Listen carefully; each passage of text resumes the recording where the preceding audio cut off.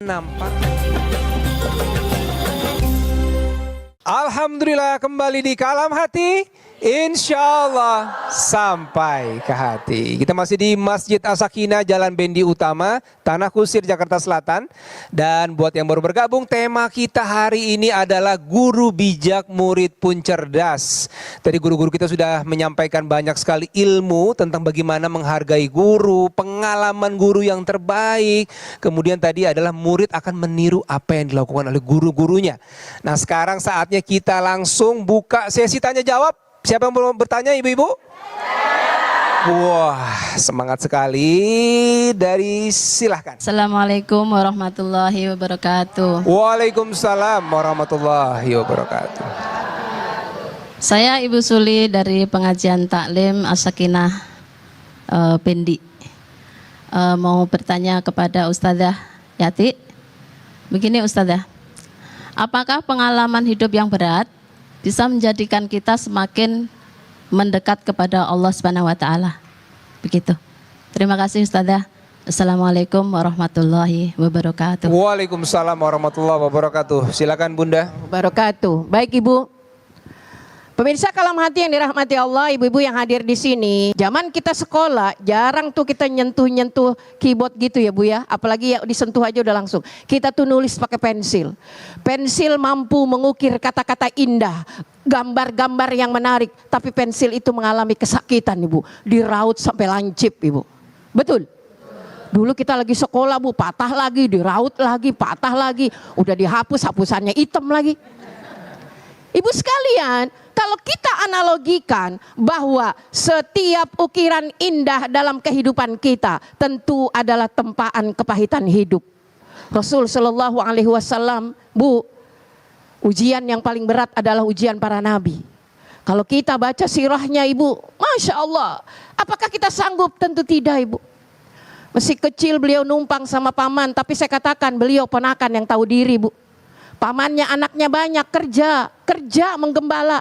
Jadi bukan ponakan yang membebani. Jadi ponakan udah numpang, males. Scroll media sosial doang, ngopi, makan gratis. Kan pegel tuh tante. Ini Ibu proses pengalaman menempa jiwanya menjadi manusia yang bertanggung jawab Ibu. Jadi jangan katakan, ya Rob, kenapa kau aku takdirkan seperti ini? Alah, ini nih gara-gara gurunya lebay jadi mulutnya alay. Mirip banget emak kalau alay ya anaknya lebay. Jadi ketika emaknya tangguh, bangkit nak, ya dibullying di sekolah, mama aku dikatain, hei nak kamu laki-laki, tunjukkan marwahmu sebagai laki-laki. Keren tuh emak begitu tuh. Jangan emak, biarin nanti emak yang berantem sama emaknya. Ya elah, the power of emak-emak. Urusan kita, jangan ajarkan anak kita bertanggung jawab Ibu. Supaya ketika dibullying, cukup bukan balasannya bullying. Tapi sebuah jawaban bagaimana seseorang itu melawan bukan dengan fisik tapi dengan kecerdasannya. Ini nggak boleh anak berantem, langsung belain. Anaknya udah bayan, emaknya masih pada cemberut.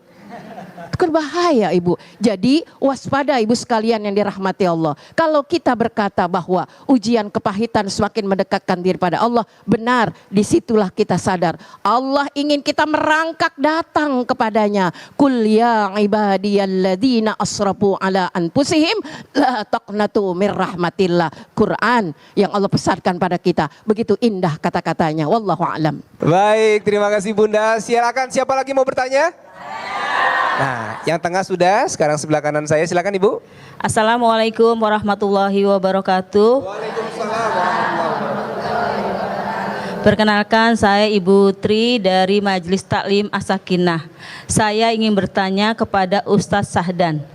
Pak Ustadz, dalam era media sosial, apakah pepatah guru kencing berdiri, murid kencing berlari semakin relevan ketika murid dapat melihat perilaku guru di luar sekolah melalui media sosial atau dunia maya? Terima kasih.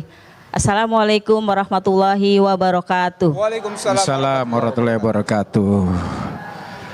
Apakah masih relevan dengan zaman sekarang? Masih sangat ya. Di era digital ini siapa sih yang gak kenal media sosial? Ibu saya yakin semuanya punya TikTok ya, punya aktif di Instagram kan? Iya. Nyindir, Tat. Setidaknya update di status di WA kita. Nah itu dilihat oleh anak kita, oleh orang lain, oleh murid-murid kita yang guru ya. Dan itu karenanya hari ini seorang guru bahkan wajib untuk jangan hanya di dunia nyata tapi juga migrasi di media sosial. Kenapa? Emang udah harus. Hari ini kita lihat fenomena ya, masyarakat itu ngajinya pindah dari masjid ke TikTok, dari pengajian ke Instagram, dari musola dia lari ke media sosial. Tapi yang perlu ditekankan hendaknya harus kita jaga.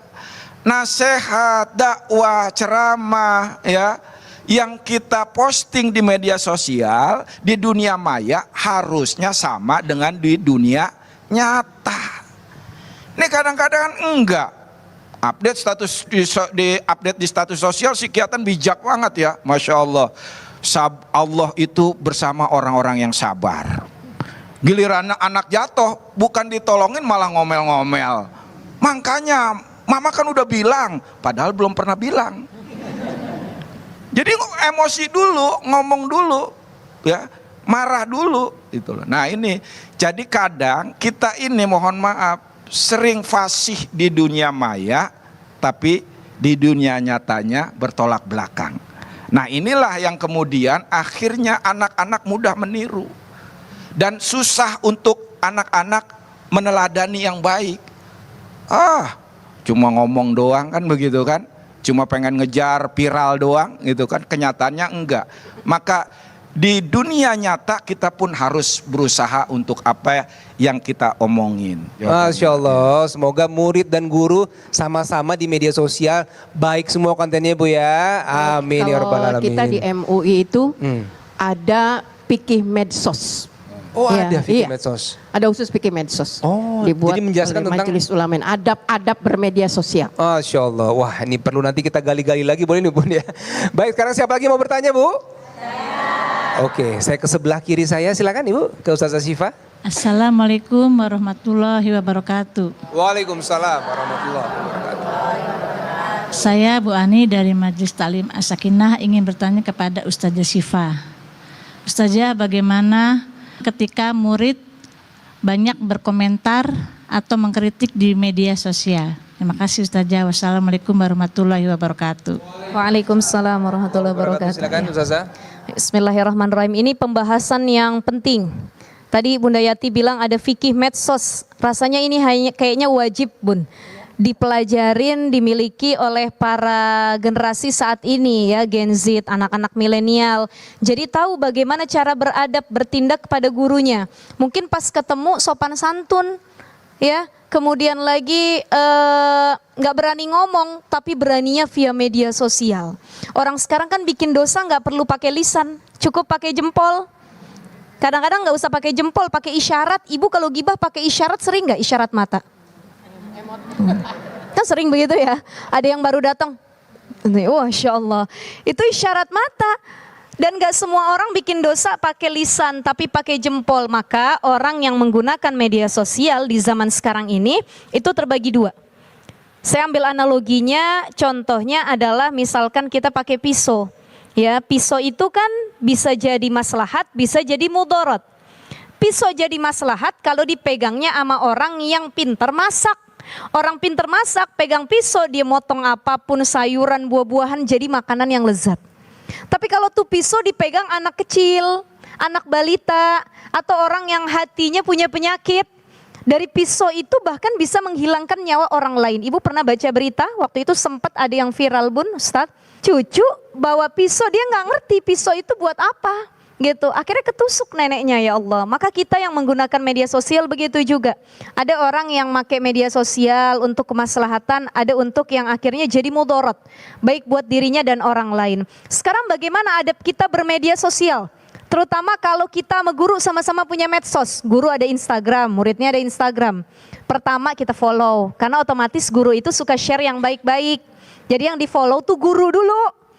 Jangan artis dangdut, yang lain-lain. Guru dulu, ambil berkahnya, lihat apa yang disampaikan setiap hari, kita like. Ya, kalau mau komen, maka komen yang baik-baik, kasih emotnya yang baik-baik.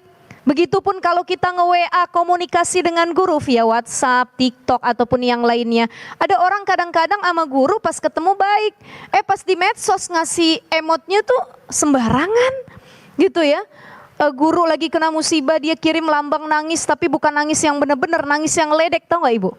Tahu ya, ada ya. Nah itu hati-hati, jadi sepintar-pintarnya kita harus bijak bagaimana berkomentar. Kalau ada yang nggak baik tentang guru kita, tabayun dulu. Jangan asal ketik jempol kita, tabayun dulu, cari kebenaran, dan jangan langsung percaya. Insya Allah ada pada apa yang kita lakukan jadi keberkahan buat di hidup kita ya. Masya Allah, amin ya rabbal alamin. Jadi memang adab itu penting sekali.